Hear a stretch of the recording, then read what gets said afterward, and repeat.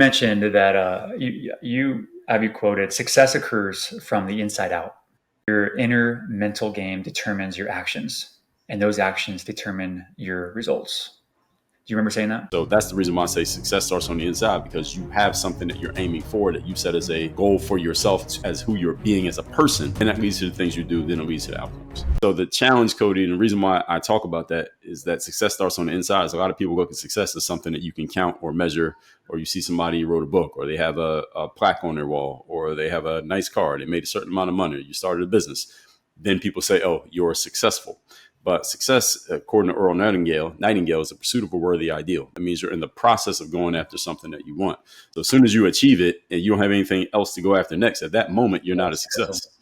Success is something that you are doing. It's an activity. It's not an achievement. It's not a destination. So that's the reason why I say success starts on the inside, because you have something that you're aiming for, that you set as a goal for yourself as who you're being as a person. Then that leads to the things you do. Then it leads to the outcomes. The question is, who do I need to be? So for the person, back to the example that you asked me about, person who wants to become that millionaire, the success piece is you've decided that you want to be this person. And when we ask the question, who do I need to be in order to get to this outcome that you don't yet have? The hard part is that, of course, we know the actions have to change. Okay, why aren't you doing it? The reason they're not doing it is not because they don't understand, it's because of who they're being. Their being is allowing them to not take actions that they logically and consciously know they need to be taken to achieve a different outcome, or at least they reasonably believe lead to that outcome. So until we change the mindset, the internal posture of the person, they can have all the information in the world to achieve an outcome, at least that they think will achieve the outcome. They still won't act on the information because their being, their internal posture, has not become the type of person who would do those things. Now, that happens through a process called mental conditioning. So mental conditioning is about how you condition your mind to think, and not just the conscious mind.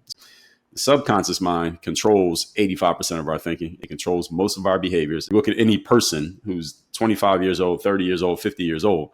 They are a reflection of their subconscious programming, not their conscious thinking. The subconscious mind is programmed or altered in three specific ways.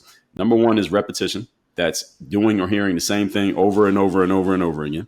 It's the reason why everyone understands words and everyone listening to us can understand English, because in kindergarten, you sang the ABC song a million times. So now you understand the letters. You understand letters become words, words become sentences, sentences become thoughts. That one is the easiest one to do, but it also is the one that takes the longest amount of time, because you have to repeat enough until the subconscious mind hears that knock on the door enough that it opens the door and it lets that thought in. The second way is through emotionalization.